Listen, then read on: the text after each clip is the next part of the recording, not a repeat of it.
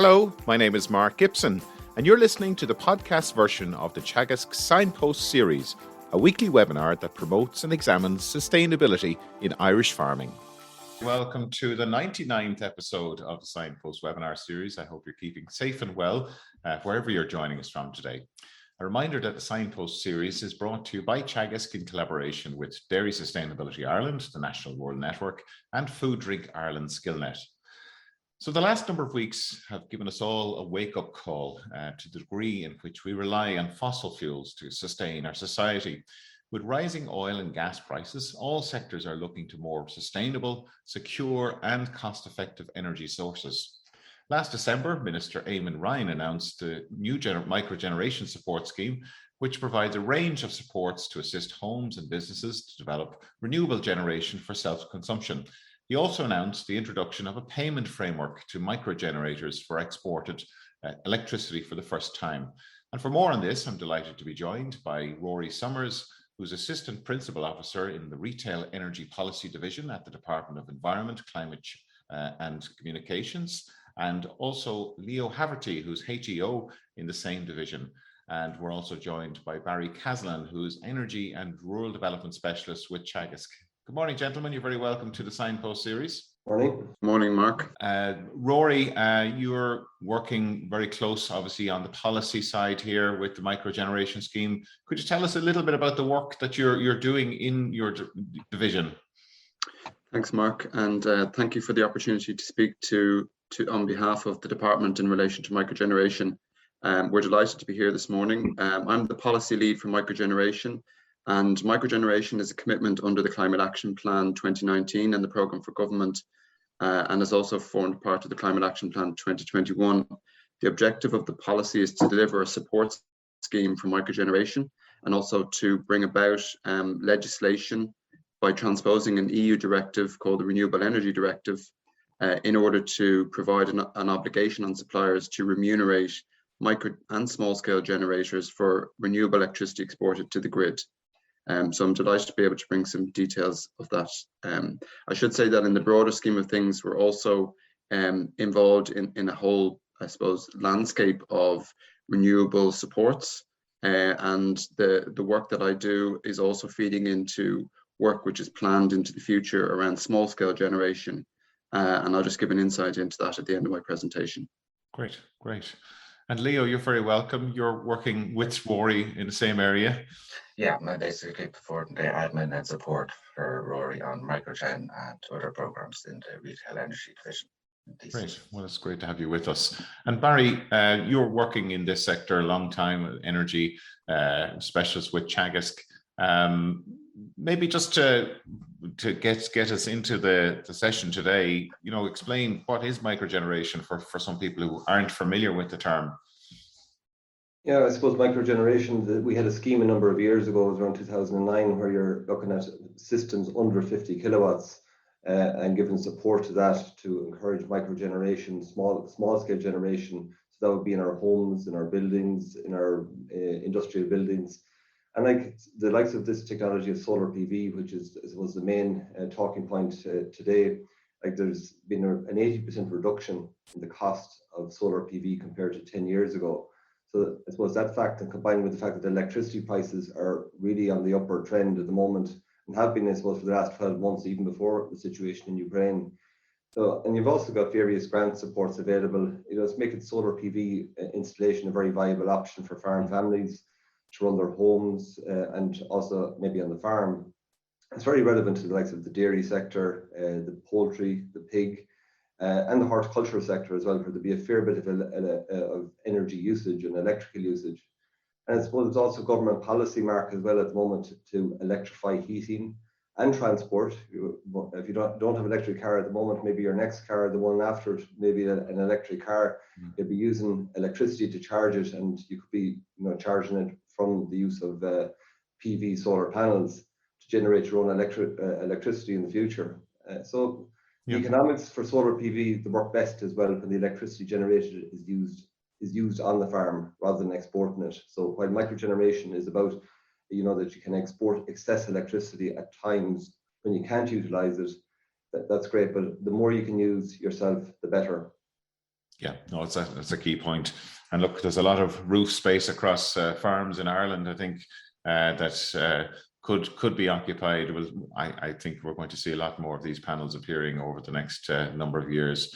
So look, without delay, I think we'll get straight into the presentation. You're going to give us the nuts and bolts of the scheme, Rory. And so Rory, we'll hand over to you, and we'll chat to you after the presentation. Thanks, Mark, and thanks, Barry. So good morning, everybody. I'm going to talk about, at the start, a little bit of the policy landscape and the background to how we are looking at the work required to deliver a microgeneration support scheme and some of the objectives of that policy. The main thrust of the presentation is about the microgeneration support scheme, so an effort to try to explain what the scheme is, the various aspects of the supports, and when they'll be available and how you access them. I'll then look at the return on investment around microgeneration, just to try to explain what an optimum system looks like and how to optimize the choices that you have in the different technologies or the different scales that you might consider installing. I'll go on then to talk a little bit about how communities can participate in the microgeneration support scheme, briefly touch on this topic of the interaction between the MSS and TAMS, which will be of interest to this audience. And finally, I'll just conclude with a wrap up on the timelines for the programme. So without further ado, just the policy landscape, I suppose, we've been working on this for a number of years in the department, but in 2018, the then Minister for the Environment introduced a government domestic solar PV grant scheme. So it was the first dedicated solar PV scheme rolled out to domestic homes. And since then, over 9,000 applications have been supported and 33 megawatts of solar capacity has been installed to date. And that scheme is growing year on year. And the level of supports that are available within that scheme has grown considerably. Another feature which is a key enabler to the use of renewable generation in the home and in businesses is smart metering. So smart metering had a long preamble, but in November 2019, the rollout of smart meters began, and that's a 4-year program, which is due to be complete by the end of 2024. At the moment, over 40,000 smart meters are being exchanged every month, and over 700,000 smart meters have been installed, with a target of about 2.4 million meters overall by the end of 2024. So smart meters are really important in that they are a single meter which exchanges your typical single electricity meter, and it is the ability not only to measure the consumption of electricity, but also key to renewable generation. It can measure any export that might be going out to the grid, and that is obviously important to measure when you want to be paid for that electricity going out to the grid. It also supports time of use tariffs. So it will give you this consumption or the export in 30-minute intervals, and that allows you to be able to access what are available now in the market, smart tariffs, so time of use tariffs. We would be used to, over many years, day-night tariffs, but nowadays all suppliers must provide day, night and peak hour tariffs. And that's to allow people to understand that valuable electricity is costly at peak times. And so if we can change our behavior and use electricity off peak times, we can get a lower price for that electricity. Another key feature of the policy landscape is, I suppose, the introduction of significant volumes of solar PV. So the Renewable Electricity Support Scheme is a government-funded support for large-scale renewables. The first auction took place in 2020. 64 projects are currently in that first auction, with over 1 gigawatt of renewable generation capacity progressing. And a significant portion of that is solar PV.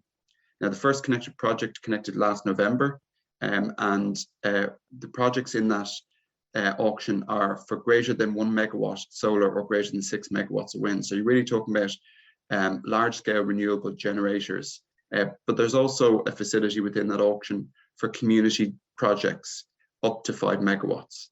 And the reason we mention that is that that's really introducing significant solar industry capacity into Ireland for the first time, and that will push down costs and increase the availability of resources around solar in terms of installation and technology and support. As Barry mentioned, solar PV costs have reduced at least 70% in the last 10 years. Now, Barry mentioned 80%, which was the wisdom of recent times, but some of the impacts of COVID have probably clawed back a little bit of that reduction in the last 18 months, which may reverse or as supply lines and logistics improve. But there's a significant reduction in those costs, and that's making it the dominant technology of choice because the payback periods for that technology at those lower costs are the most viable. Another key aspect is from the European Union. So there's a thing called the Clean Energy Package, which is a measure of 8 legislative packages that deliver new entitlements and obligations within the electricity and the energy sector. And that package of legislation includes the Renewable Energy Directive, which provides that obligation that if you're exporting renewable electricity to the grid, that you are entitled to a payment for that electricity. And I'll talk a little bit more about that later. And finally, we have the Climate Action Plan. So the government has made a commitment to deliver microgeneration supports through successive climate action plans in the programme for government. And last December, the minister approved and the government approved the microgeneration support scheme, which provides a package of measures to support domestic and non-domestic homes to install new renewable generation.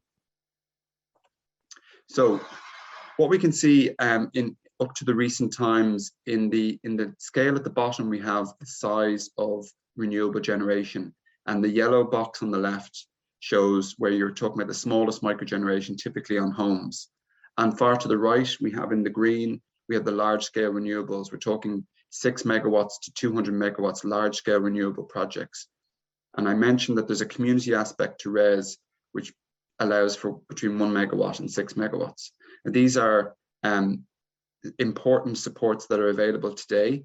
But what we can see, of course, is that there's a very large gap in that graph for 6 to 50 kilowatts and right up to 1 megawatt. There are, up until the microgeneration support scheme, there are no supports in that space. And that's a large area of policy to be filled in order to encourage people to develop projects of different scale. So that represents the gap that the microgen policy attempts to address a part of. And in particular, it attempts to address this area here between 0 and 50 kilowatts, what we call microgeneration. So the objectives of microgen policy is to encourage deployment of microgeneration up to 50 kilowatts, which will empower people and give them a direct stake in the transition to a zero carbon economy through the use of renewable generation. It also assists the public in the take-up of carbon reduction measures through awareness around energy consumption, energy generation, and how to offset carbon fossil fuel-based electricity and heating. It fosters behavioural change in energy use and helps develop local supply chains and drive down energy costs. And energy costs are probably one of the dominant topics in the public debate at the moment.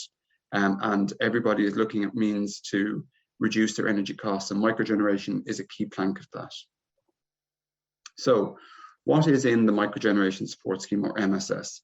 There are 3 main aspects to the MSS. The first is a guaranteed export tariff, what we call the Clean Export Guarantee in Ireland.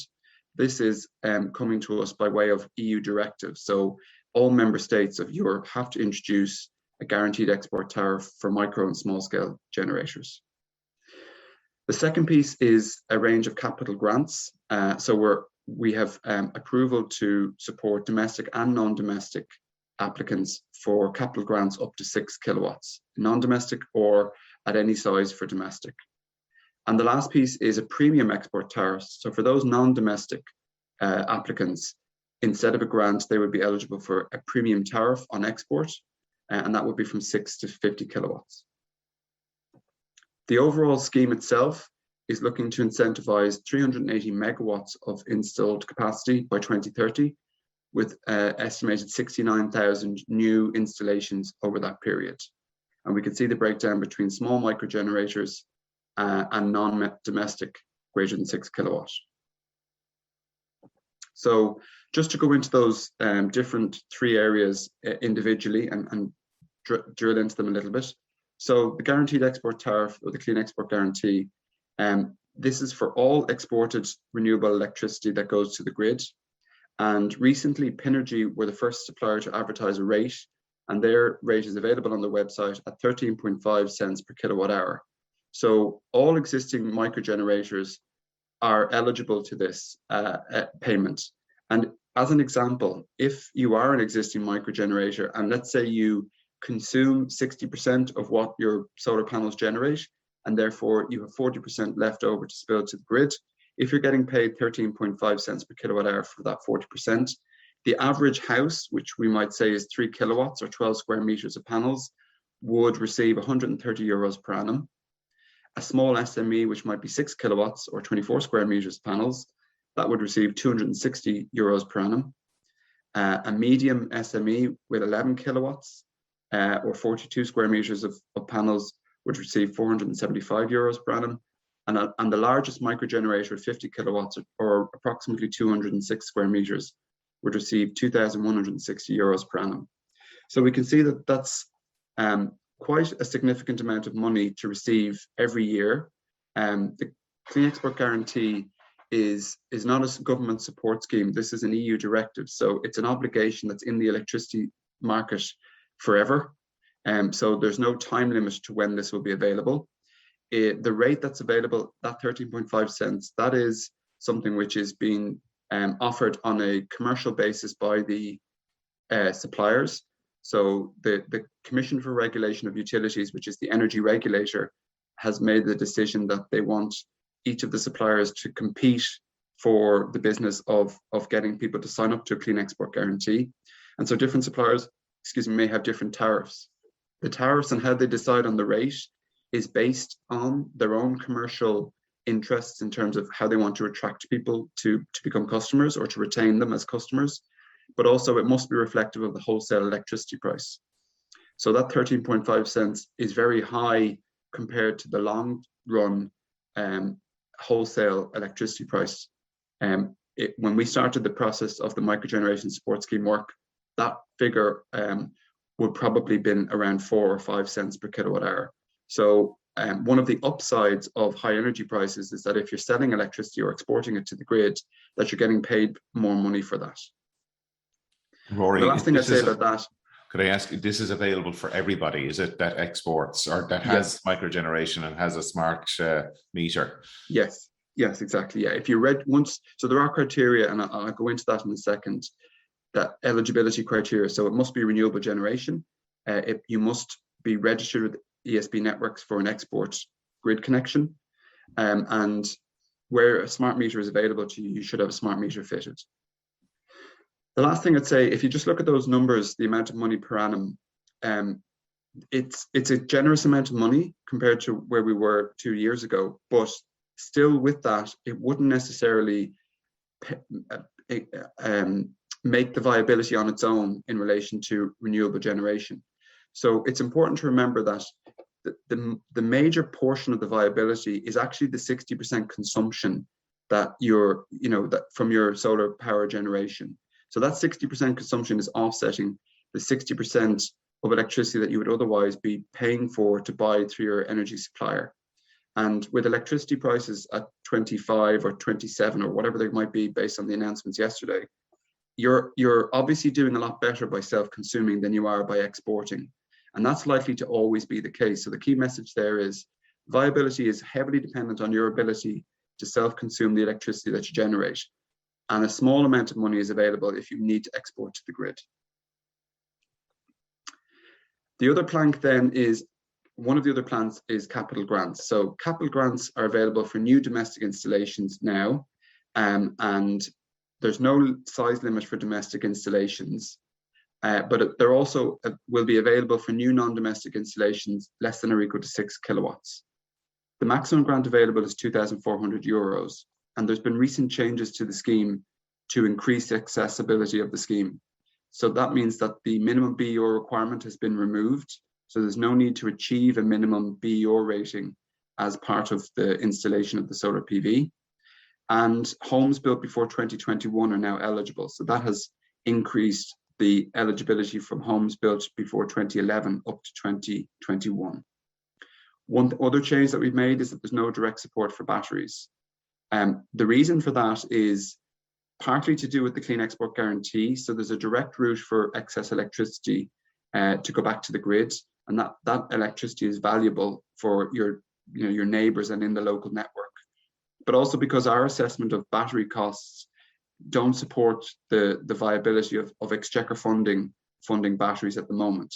Now, that is something that we're going to keep under review, and it's not necessarily the case that batteries don't make sense for everybody.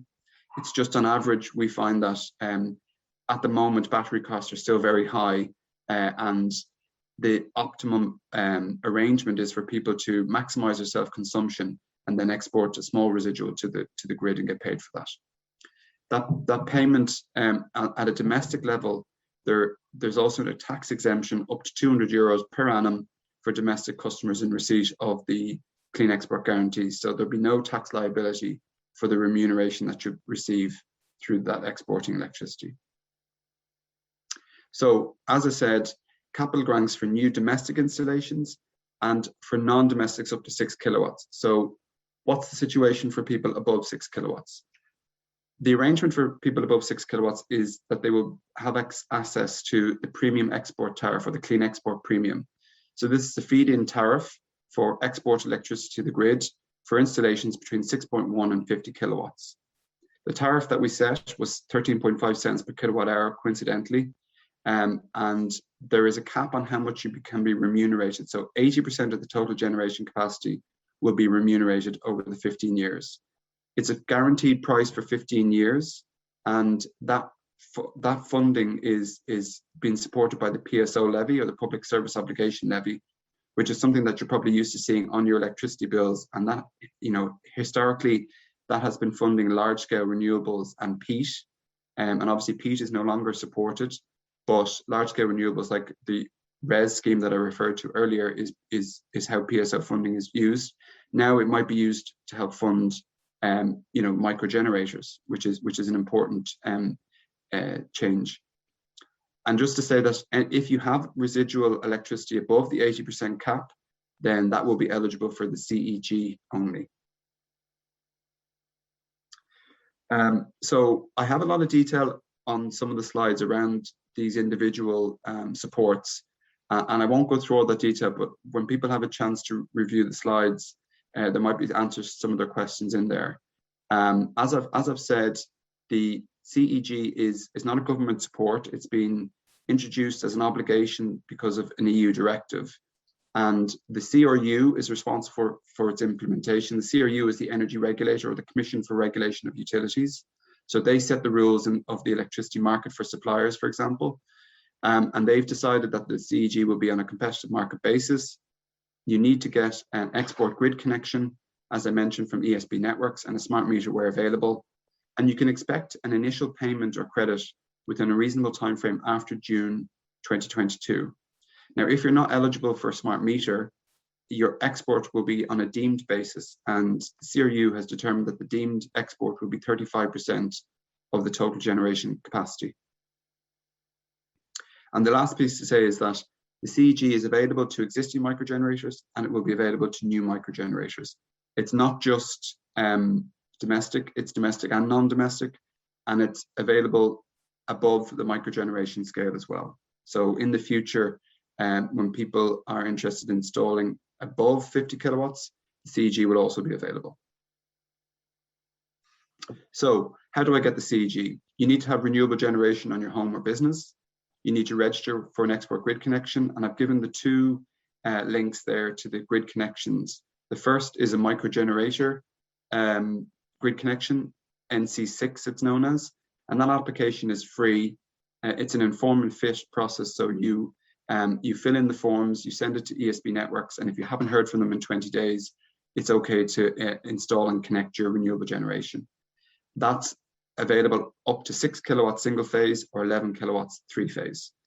Above that, up to 50 kilowatts, there's the mini generation grid connection process from ESB networks.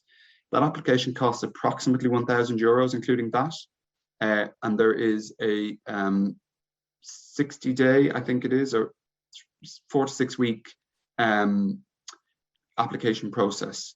That application is on a trial process at the moment from ESB networks. They introduced it in December of last year. and the trial is to run for 6 months or until 150 applications have been received, whichever is the soonest. The other thing you need is to have a smart meter fitted where available. Again, if it's available to you, all smart meters are being replaced over the course of the programme between now and 2024. There's no cost to have a smart meter fitted. And if you want to get a smart meter fitted, if you haven't got one already, you can apply to your supplier or via ESB networks. The next thing is you should shop around for the best CEG rate and enter into a contract with the supplier. So as I mentioned, Pinergy have advertised their CEG rate to the first people in the market that we're aware of to do that at 13.5 cents per kilowatt hour. But we expect other suppliers to enter into the market in the coming days and weeks. And we expect there to be differences in the rates because it will be a competitive initiative of suppliers to attract people as they do with their electricity supply prices. And as I mentioned, once you are eligible and you have connected, you can expect a first payment after June 2022. So the capital grant, as I mentioned, the domestic capital grant is available now from SEAI, and I've given a link to the scheme website, and it will be available to non-domestic applicants in July of this year. The maximum grant across both sectors is €2,400. And at the moment, it's only solar PV, but SEAI are assessing extension of the scheme to other technologies in Q2. And the intention also is to reduce the grant by up to €300 per annum from 2024 onwards until the viability gap is filled. So it's fixed for 2022 and 2023. So that will be the best time to go forward with an installation of that size. Because we do anticipate that the grant rates will come down in subsequent years. And that isn't just based on trying to remove supports, but it's based on that the scale of adoption will drive down the costs further. And we believe that there'll be greater competition. We've seen from 2018 to now an increase from 7 installers to over 150 installers. And they're obviously all competing for business. In the background, the panel prices have reduced. And the efficiency of the industry to deliver those panels has increased. So, there is a downward pressure on costs.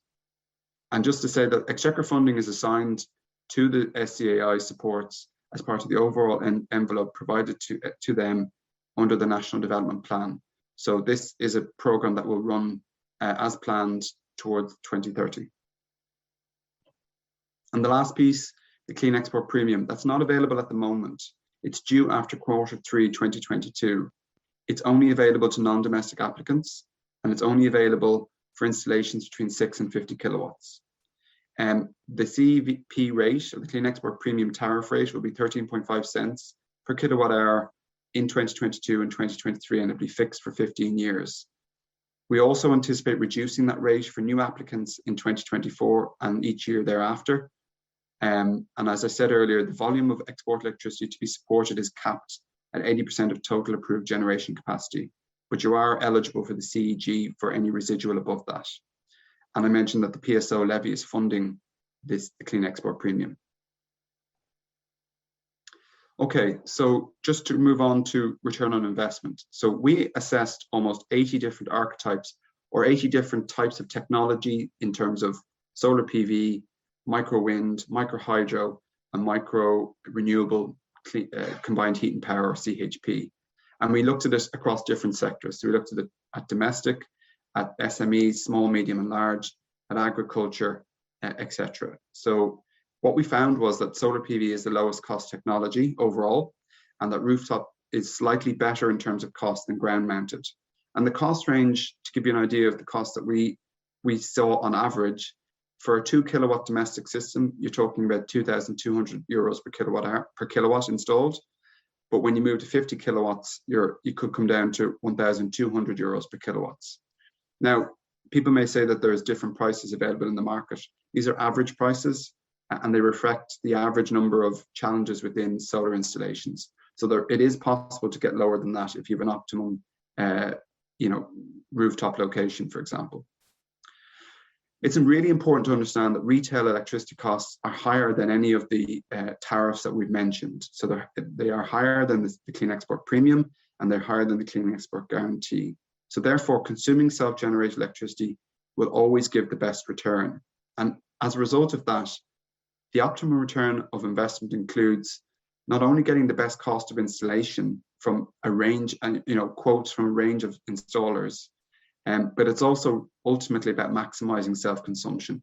Because if you're offsetting 25 cents per kilowatt hour for every kilowatt of electricity that you consume by using your own self-generated electricity, then that's better than any amount of money that you will receive by exporting that electricity through the grid, through the CEG or the CEP. And when you look at that optimum return on investment, it is possible quite reasonably on average to achieve an 8 to 9 year payback on the installation. And what I would say about payback is solar PV will always pay you back, but depending on how big you install relative to your consumption, how much you paid for that installation, and ultimately how much you can consume and what the retail electricity prices are, it can be very site specific. So what you're always trying to do is to get the best return on investment, so the shortest payback period. And we believe that 8 to 9 years is very achievable. Bear in mind that the solar PV technology, for example, has a 25 to 30 year lifetime. So if it's paid for itself in 8 or 9 years, you've got 10 to 15, maybe 20 years even of payback period where it's paying back to you more than its costs are. And the other thing to bear in mind is, if you have the money or you can finance the investment in solar PV today, it will immediately reduce your electricity bills. And that's really important today in these very high electricity and generally in high energy prices. So the savings that you make by not consuming electricity from your supplier, and also by being remunerated from the Clean Export Guarantee, for example, those savings happen immediately. And what that means is that the investment is paying for itself from day one. And finally, just to say that there is accelerated capital allowances available for solar PV technologies. So there is the ability to write off investments, capital investments related to solar PV. I mentioned communities, and just to say that it's really important that communities are facilitated to take part in the microgeneration support scheme and generally within government supports. We've seen renewable energy communities take part in the large-scale renewable electricity support scheme. So there are 7 projects that are going through at the moment to deliver between 1 and 5 megawatts or 1 and 6 megawatts of renewable projects. And they can be, they are in the first renewable electricity auction, a minimum of 51% of community ownership. And in the second renewable electricity auction, which is planned later in the year, they will be 100% owned by renewable energy communities. So this is individuals who live and businesses that operate and community organizations that operate in the vicinity of the renewable energy projects. So we envisage that a renewable energy community would have, in terms of microgeneration, would have at least one premises which is an electricity consumer. There are eligibility requirements to be met to be an REC, and I'll just talk about the definition of that shortly. It is possible for an REC to share or to sell through peer-to-peer or other trading arrangements any additional residual electricity export to the grid. These are outside the scope of the microgen support scheme, and the energy regulator will be introducing regulated frameworks for that in the coming months and years. And just to say that the energy regulator, the CRU, has publicly consulted on arrangements with communities, including RECs, and I've given you the link to that. So some of the questions you might have around this may be answered in that consultation, of those consultations. So I mentioned the definition. It comes from the Renewable Energy Directive, and the full definition is there, but I just want to draw your attention to the text in bold. It's important to note that a renewable energy community includes shareholders or members' participation that does not constitute their primary commercial or professional activity. So it's not meant to be a purely commercial enterprise. And the other criteria that's important to note is that the primary purpose of the renewable energy community is to provide environmental, economic, societal, or social community benefits for shareholders or members, or for the local areas where it operates, rather than financial profits.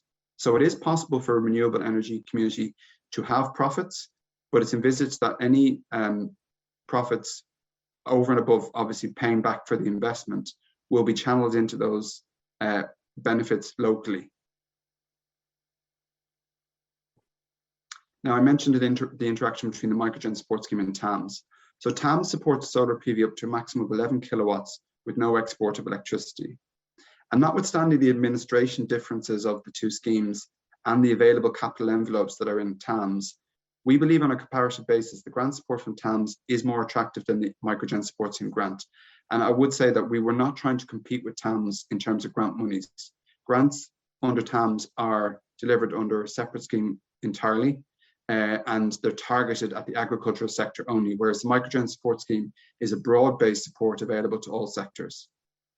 It is possible for farmers to avail of the Clean Export Premium for additional installation capacity above the 11 kilowatts, but I would say that there are administrative challenges that we need to work out, and that will form part of the finalisation of the Clean Export Premium tariff terms and conditions, which will be published later.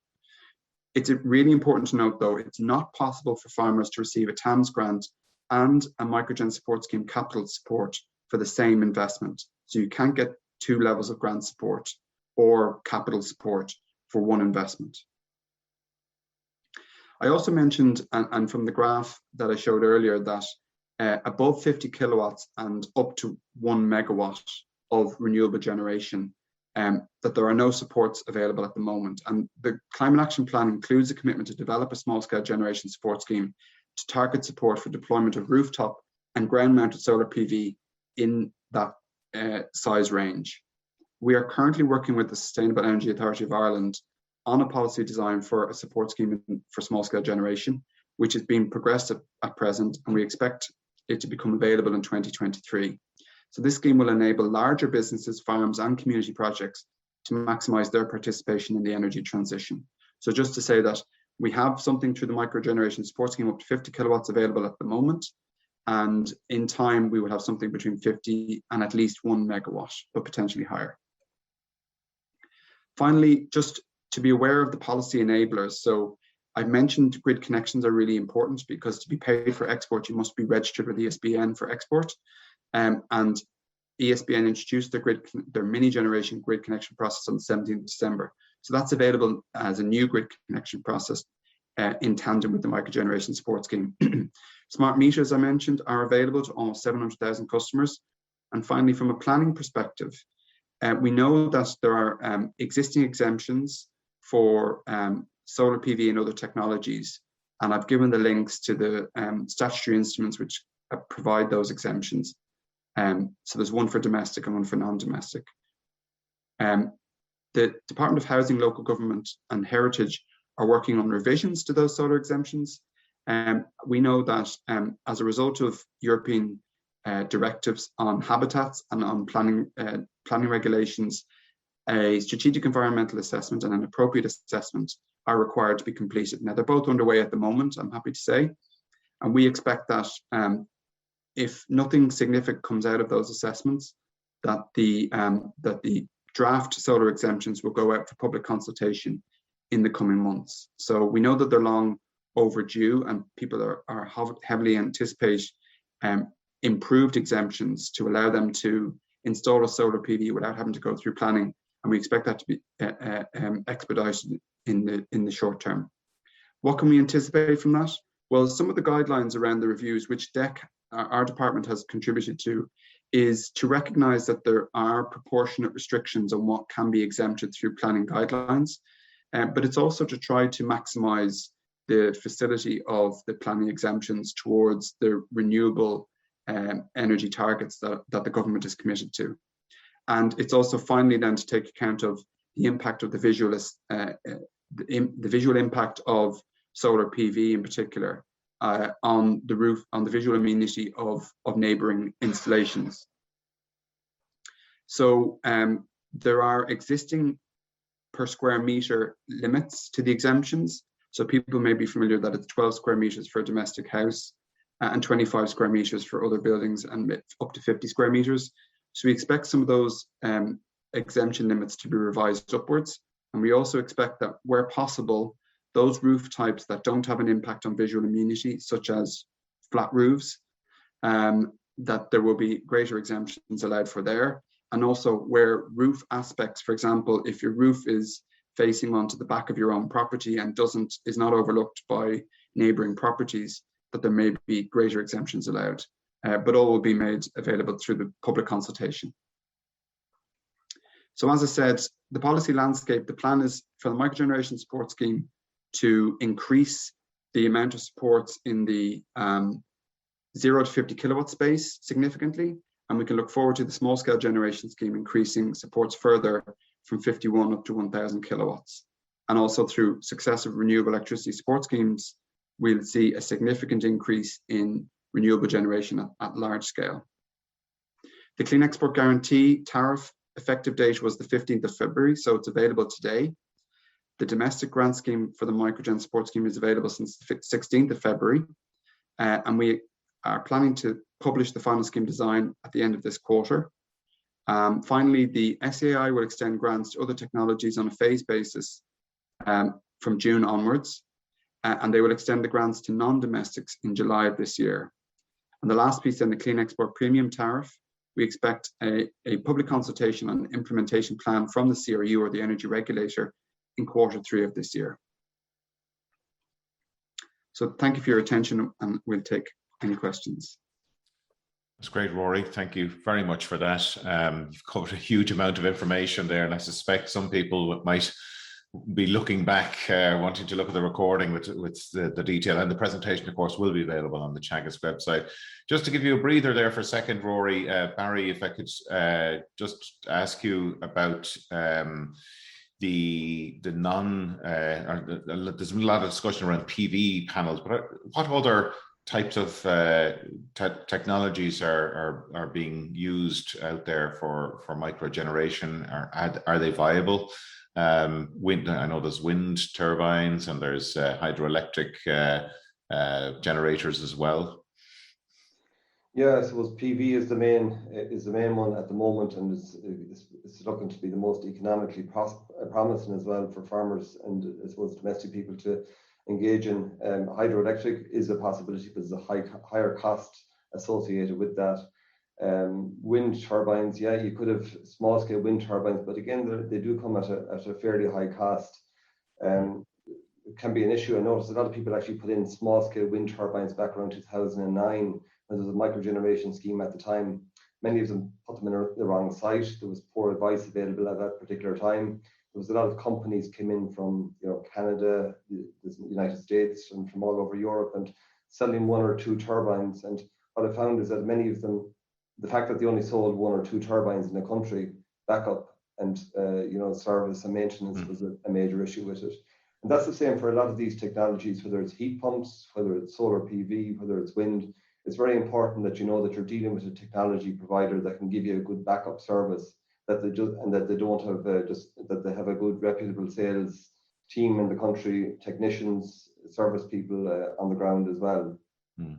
Yeah, the solar, I know living in the west of Ireland, we don't always get the highest levels of sun, and you do wish that there was some way of kind of extending that generation period, particularly during the winter period and even nighttime as well, that you're actually generating and capturing that wind. But Rory, you mentioned in one of your final slides there that the SEAI are going to be extending the grants to new technologies. What sort of technologies does that include?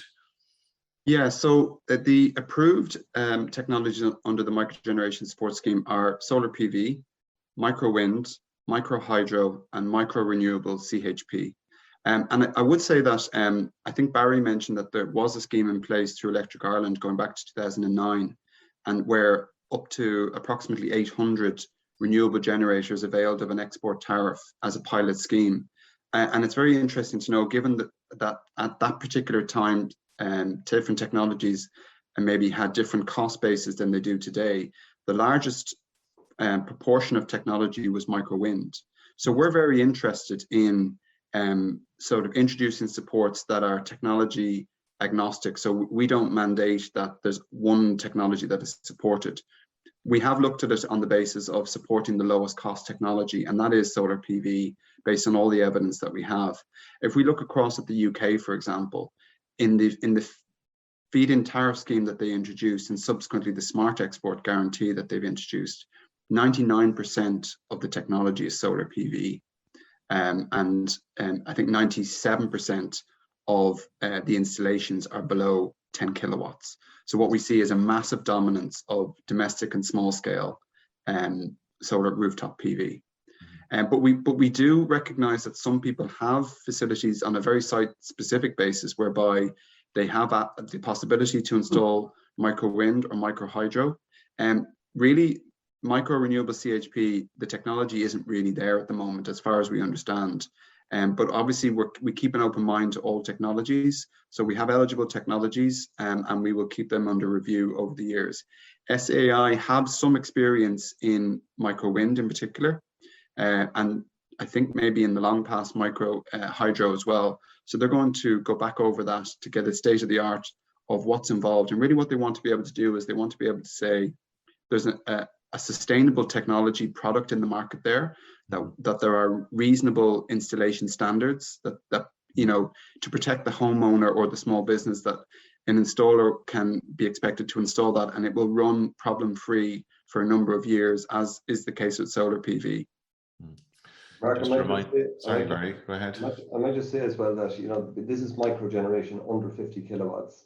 And just because, you know, a lot of people will be restricted in certain parts of the country as regards to size, so you won't necessarily be able to put up 50 kilowatts on all farms.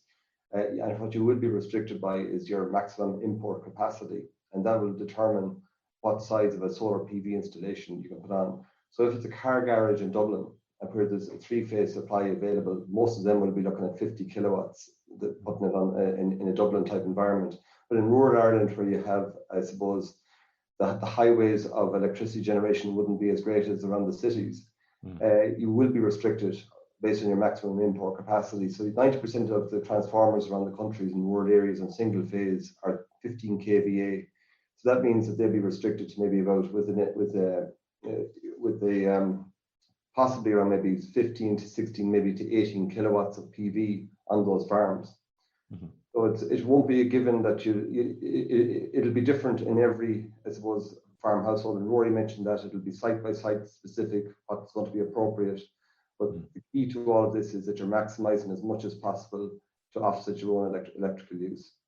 Yeah, it's a whole new language. I think where people are having to learn, and you know, it'll take a little while for people to get their heads around it. But look, the economics are really starting to stack up there. In relation to the you know, for example, if somebody wanted to put in a 10 kilowatt system, and they apply for, let's say they apply for the SEAI grant for that, and are they eligible then for the premium payment if it is above the 6 kilowatts, or is that restricted to the more commercial type systems? Okay, so I think it's important, and there is a complexity to the supports. We recognize that, and it's important that we understand how we got to where we are with the supports. At a domestic level, there is no size limit on the installation. So for a domestic house or a domestic farmhouse, there's no limit to the size of the installation. But bear in mind that the maximum support grant is €2,400. And that's really designed to support the average size house of around 2 to 3 kilowatts, which is what they can reasonably expect to install and self-consume at the level of, you know, 60 to 70%, which is really an optimum type arrangement. If you're a non-domestic, you can only get a grant from the microgeneration support scheme up to 6 kilowatts. And that's available, that will be available from July when SEI introduced that new scheme onto their system. And then above 6 kilowatts is the Clean Export Premium Tariff. So this is where you get paid on export rather than the capital grant. And that will be available after Q3 of this year. Okay. Now, all of those will be eligible for the Clean Export Guarantee. That is not a government support. That is an entitlement that anything that you export to the grid will at least be paid the Clean Export Guarantee. Yeah, it's important to differentiate between the two of those, Mark, as well. The Clean Export Guarantee is paid by the utility, so it's not a government support. So it's your Electric Ireland, your Pinergy, whoever you're dealing with. And you could be going from one to the other and succeeding years and changing to Electric Ireland, changing to Pinergy, Borgash, Energia, and getting a different CEG rate with those. And as Rory mentioned, the only one that we're aware of, or that I'm aware of at the moment, that's come out with a CEG rate is Pinergy at 13.5 cent, which is unusual, as Rory also mentioned, because this time last year, we were talking about a market rate of electricity of around 5 cents per kilowatt hour. And now it's exceeded 10 cents per kilowatt hour, because that's the way electricity prices have gone. So who knows what way it's all going to go. I just see one question that's come in there. I might just put it to Rory there. And a lot of farmyards and the domestic houses are on the same MPRN, Rory. And the question is, can someone apply for the microgeneration scheme up to 6 kilowatts on their domestic dwelling house and install more kilowatts of solar PV to account for the farm usage, for both the farm and house are on the same MPRN meter? So that'll be determined by the nature of the account that they have. So whilst they have one meter, the question that needs to be assessed is that a domestic meter? Is it a domestic supply contract, or is it a non-domestic supply contract? If it's domestic, then they can apply for a capital grant at any size, but that's all they'll be eligible for.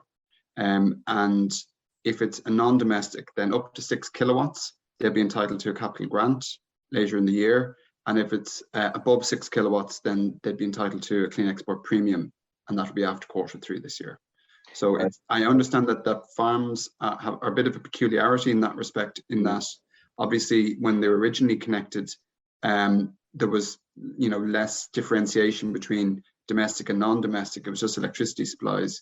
But in some cases, the farm use, the farm operation use has exceeded the domestic use.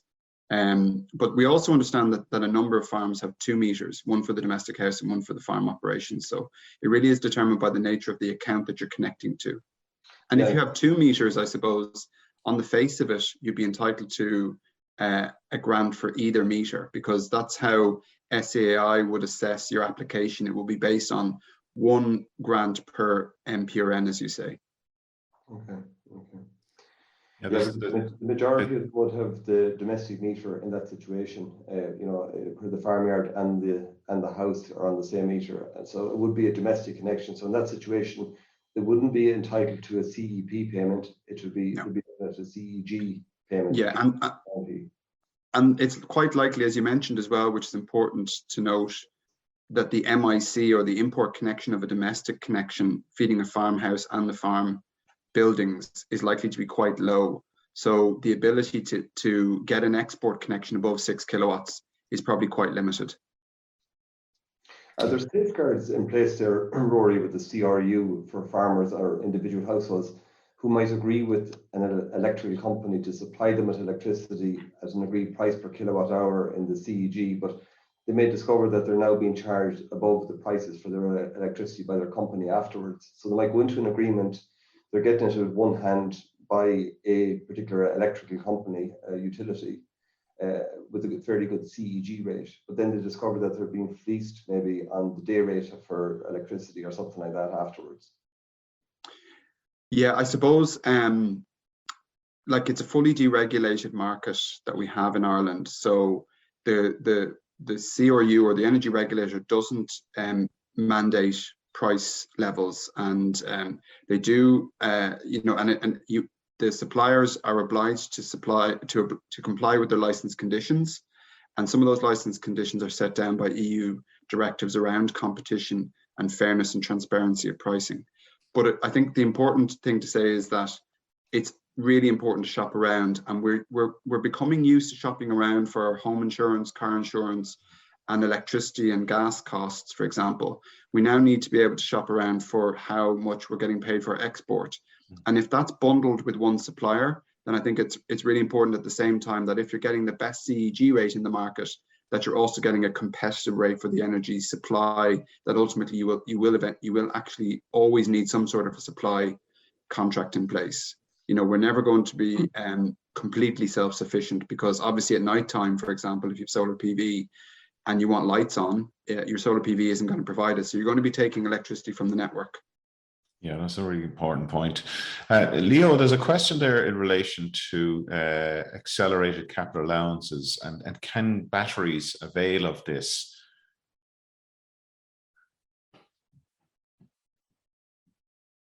No, I think Rory said that the batteries are not covered under the program. Okay. So, under capital allowances, different to the microgeneration support scheme, Oh, sorry. the renewable installation is covered. I don't know the direct answer to that, whether that specific subtlety has been teased out, Mark, but it is something that we could look into. As far as I'm aware, it's the renewable installation, but whether that specifically allows for or excludes batteries costs, I'm not 100% certain on, but we'd certainly be good to get that answered from Department of Finance.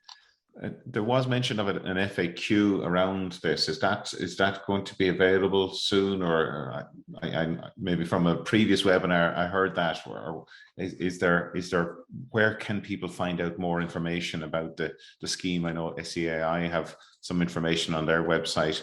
Is that only for domestic consumers or producers, or yeah? Currently, SAI are providing grant support to domestic solar PV, and over time that'll expand out to other technologies and to non-domestic sector. There's a lot of information on our website, and I'll just share my screen again just to show you the link from those. So on that link at the bottom of the page there, at the end of the presentation, is a link to our microgeneration landing page, if you like, and we've provided a lot of question and answer type information there. And links out to the various bodies that are involved in microgeneration. It is a complex enough network because there's grant supports through Sustainable Energy Authority of Ireland. There's CG tariffs through your supplier who are regulated by the energy regulator, who, there's other links out to their documents, there's consultations, and then ultimately there's a clean export premium tariff to come and our own terms and conditions to be published. So that page there is a central resource for people who want to know a bit more about the various aspects of the scheme. Barry, there's a good few more questions coming through there. See, there's a good few. We go through them fairly fast here. What support is there for small hydroelectric generators? I have both terrestrial and tidal power generators, generation potentials, and could easily generate 8 kilowatts contingent on planning permission. So maybe a quick comment on that, Rory. Yeah, so it's an eligible technology, is what I would say under the scheme. What we don't have is the scheme arrangements for a grant up to 6 kilowatts for a non-domestic. Now, if it was for a domestic house, it would be eligible at any size, so 8 kilowatts would be eligible. But SEI are working on that at the moment, and we'd expect to have further information available.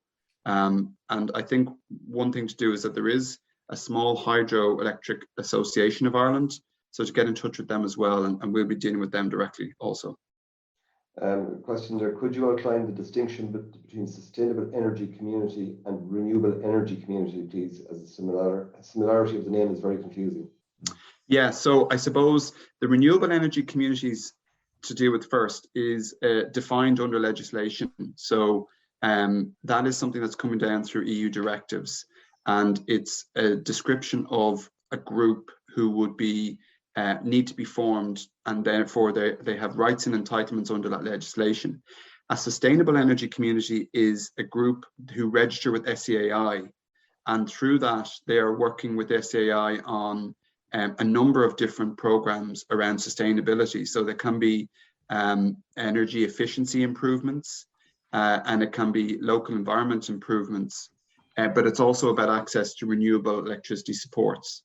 And it was a requirement of the Renewable Electricity Support Scheme that sustainable energy communities, if they wanted to get access to the supports that were offered under that scheme, that they would register with SEAI and become a sustainable energy authority. So in essence, those SECs, and there are, as I understand it, there are at least 400 or 500 of those in Ireland registered to date.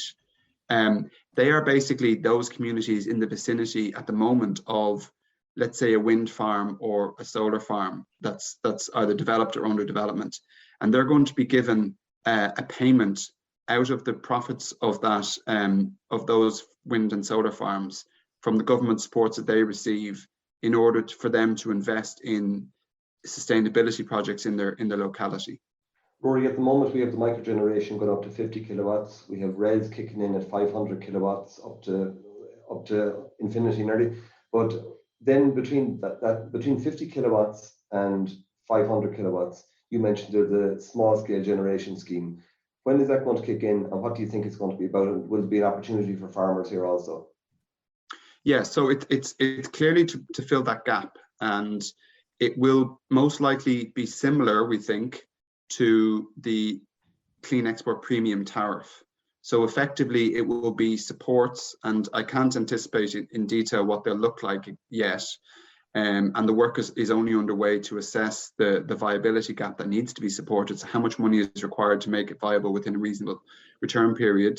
But we will be looking at, so these larger energy users, but also smaller renewable projects, which are just purely for export.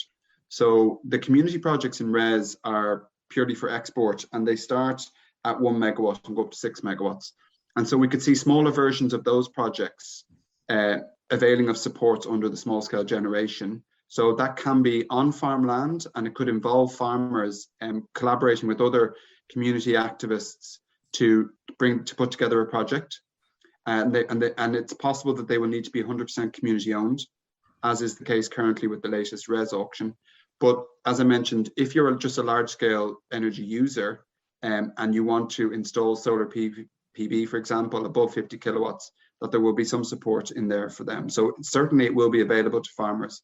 And I would say that just as part of the approval of the microgeneration support scheme, and as part of the development of the programme for government, which included the commitment for the small scale generation, it is recognised that there is a lot of available roof space in Ireland, and that the farming sector is particularly significant in that regard, in relation to having those assets available, roof space and energy demand, which facilitate putting solar PV, for example, on the roof, self-consuming as much of that to reduce the carbon footprint of the farm operations, but also exporting renewable electricity into the local communities.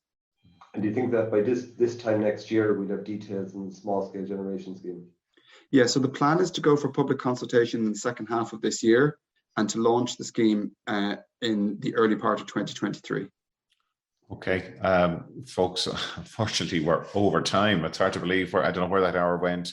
Rory and Leo, thank you so much for joining us and giving us that information. I expect there's going to be a lot more questions about this over the next number of months and indeed years. The farming sector, I know, has a lot to contribute here, so it will be important for sure to have some schemes that are designed, or that there's a hand in glove fit there with that domestic farm situation there, that we don't have people falling between the gaps as a result.